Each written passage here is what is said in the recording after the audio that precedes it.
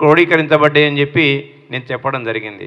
2009వ సంవత్సరంలో ఒక ఇండిపెండెంట్ అభ్యర్థిగా కేటీఆర్ గారి పైన నేను సిరిసిల్ల నుంచి పోటీ చేసి 171 కోట్లతో నేను ఓడిపోవడం జరిగింది. అలా అప్పటి నుండి కేటీఆర్ గారు వారి యొక్క అనుయాయులు వాళ్ళందరూ కూడా నా వెనకాల పడుతూనే వచ్చిండ్రు. వాళ్ళ సరే 2009 అయిపోయింది, ఆయన ఎమ్మెల్యేగా ఉన్నాడు.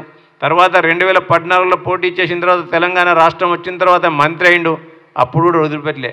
ఆయన వ్యక్తులను ఆయన శక్తులను నా వెనక పంపించి ఎప్పటి కూడా టీఆర్ఎస్ పార్టీలో కనుక రాజకీయ శత్రువులు లేకుండా చేసుకోవడానికి ఆయన నాకు అనేకమైన ప్రలోభాలు గురి చేసినప్పుడు కూడా నేను తల ఉంచలే. 2018, 2023 వరకు కూడా తన ప్రయత్నాలు తను కొనసాగిస్తూనే ఉన్నాడు. తర్వాత స్థానికంగా నేను అనేక మంది నాయకులతో మాట్లాడుతుంటే వాళ్ళు భయపడేవాళ్ళు. మొన్నటికి మొన్న కూడా చాలామంది ఇప్పుడు ఎమ్మెల్యేలుగా ఉన్నారు, ఎమ్మెల్సీలుగా ఉన్నారు, అనేక మంది అధికారులు కూడా ఇలా ఏదో మిత్రుని మాదిరిగా నన్ను సముదాయింపజేసి ఆ పార్టీలోకి తీసుకుపోయే ప్రయత్నం చేసింది. వాళ్ళ దాంతోపాటు స్థానికంగా ఉండే నాయకత్వంతో మాట్లాడుతున్నప్పుడు వాళ్ళందరూ కూడా భయాందోళన వ్యక్తం చేసేవాళ్ళు. ఎందుకంటే నీతో మాట్లాడిన తెల్లారే మళ్ళీ మాకు ఫోన్లు వస్తున్నాయి, మీరు మహేందర్ రెడ్డితో ఎందుకు మాట్లాడారు, మీరు అటు పోవడానికి వీలు లేదని చెప్పి బెదిరింపులు వస్తున్నాయని చెప్పి చేసిన తర్వాత స్వయంగా నా కాన్స్టిట్యున్సీలోనే సిరిసిల్ల పట్టణంలోనే ఒక వార్ రూమ్ ఓపెన్ అయిందని చెప్పి పేపర్లలో టీవీలో చూసినాం. ఇలా ఆ వార్ రూమ్ ఓపెన్ చేసి దాన్ని అక్కడ ఆపరేట్ చేసిన వ్యక్తి ప్రణీత్ రావు అనే వ్యక్తి కూడా అక్కడనే అరెస్ట్ చేయబడ్డాడు.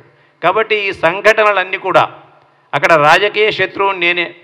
ఆయన ఎన్ని ప్రలోభాలకు చేసినా, ఎన్ని ఆశలు చూపినా ఇలా ఆ యొక్క పార్టీలోకి పోకుండా తనకు రాజకీయ మనుగడను ఎప్పటికప్పుడు ప్రశ్నార్థకం చేస్తున్న వ్యక్తిగా నేను ఇప్పుడు అనుమానించాల్సిన పరిస్థితి ఏర్పడింది. కాబట్టి నేను నిన్న సిపి గారికి నా యొక్క విజ్ఞాపన పత్రాన్ని ఇచ్చి దానిపైన మీరు ఎంక్వైరీ చేయండి అని చెప్పడం జరిగింది. అలా ఇక అది ఇచ్చిన తెల్లారి సార్ ఏమనుకోవడంటిగా నేనేదో భయపడతాను అనుకున్నాడు. ట్విట్టర్ బాబాకు ట్వీట్లు తప్ప ఇంకోటి తెలియదుగా. తాటాకుల చప్పుళ్లకు కుందేళ్ళు భయపడాయి. నువ్వు ఎన్నిసార్లు ఎన్ని ప్రలోభాలు చెప్పినా పోని వ్యక్తిని నీ అధికారం ఉన్నప్పుడే నిన్ను లెక్క చేయాలి. ఇలా నేను నిన్నెందుకు లెక్క చేస్తే అలా